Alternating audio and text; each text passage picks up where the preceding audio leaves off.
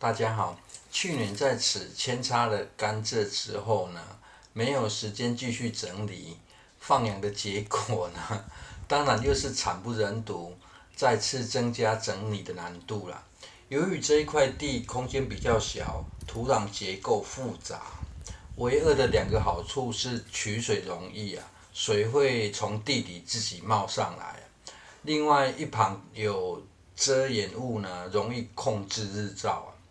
但是通常是每年天气转热后才会想来整理这一块地啊。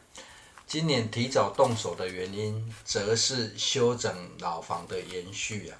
在房子后方留有一条防火巷啊，越往里面走会越宽啊。但因为长了树要进行砍树的话，这个位置得先进行突破了。而在这转角处有砖头铺设的排水道啊，整理干净，单看排水道就会很有古味啊。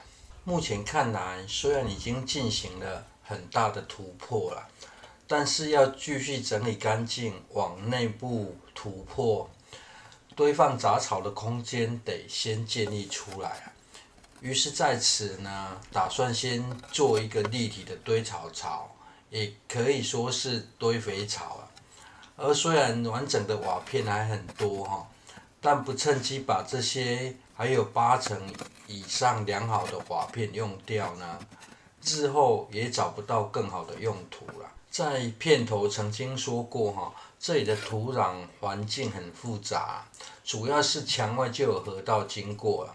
此处虽然将种植空间有垫高的土壤但是地势比较低洼的地方，几乎整年土壤都有很高的湿度越复杂的环境呢，种植就要越简单因此牺牲点种植空间，省事优先若是真的很需要多一点的种植空间，立体化种植或许也是另一个思考的方向。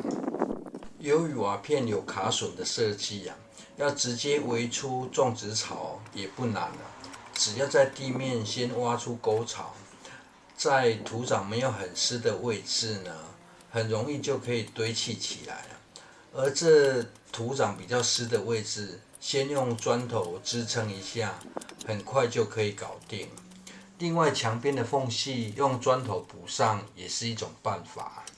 由于这里不方便挖土也就不打算在外围用土壤多做支撑克服的办法也很简单只需要将瓦片略往内部倾斜即可了。因此，将内部中心位置的土刨往瓦片支撑这样就不需要再额外运土过来，内部可容纳的空间也可以增加不少而由于这地底有非常顽强的草根只要根系没有清理掉，没多久又会长出来。趁着补强瓦片支撑时，顺道在中央位置再刨起土壤再次增加堆草槽的容量，也顺道清理草根而这方式若是日后晒干想要搬走，或是直接烧掉，会比较省事且安全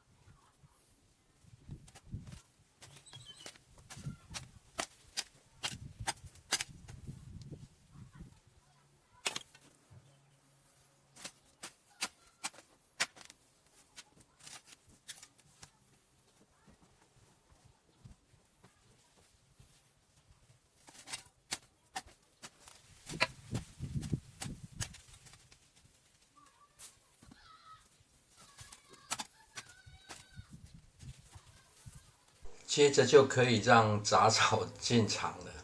咸丰草实在非常厉害才一颗就占掉这么大的空间不晒干真的非常难处理另外，因为要简化种植环境，另一侧就暂时不做封口啊。然而，大费周章的进行整理，总是要利用点此处的环境。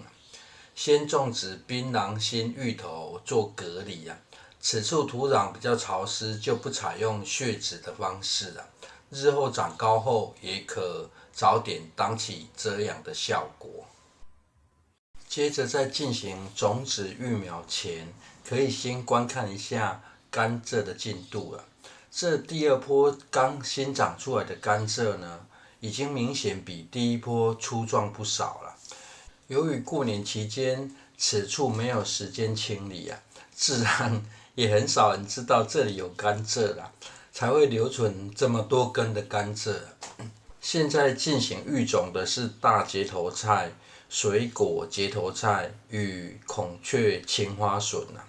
进入3月后呢，据经验传承是说，高丽菜及节头菜都还可以种植啊。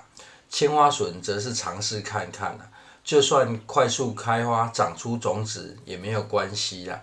毕竟今年青花笋的种子种苗都不好买哦。有了冰箱之后呢，方便收集种子，就算长出种子也是可以接受了。这也算是另类的蝴蝶效应。